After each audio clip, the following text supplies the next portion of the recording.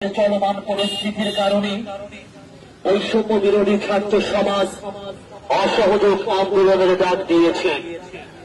অসহযোগ আন্দোলন সফল করতে মুক্তিকামী ছাত্র জনতার প্রতি বৈষম্য বিরোধী ছাত্র আন্দোলনের জরুরি নির্দেশনা।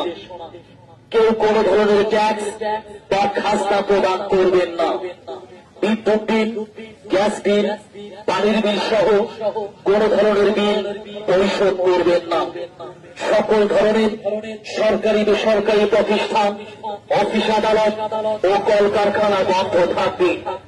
আপনারা কেউ অফিসে যাবেন না, মাস শেষে বেতন তুলবে। শিক্ষা প্রতিষ্ঠান সমূহের কার্যক্রম বন্ধ থাকবে।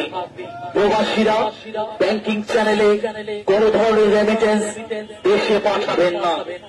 সকল ধরনের সরকারি সভা, সেমিনার আয়োজন বর্জন করবে।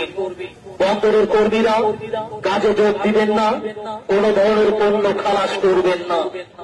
দেশের কোন কলকারখানা চলবে না। গার্মেন্টস কর্মী ভাই বোনেরা কাজে যাবেন না। গণপরিবহন বন্ধ থাকবে, শ্রমিকরা কেউ কাজে যাবেন না।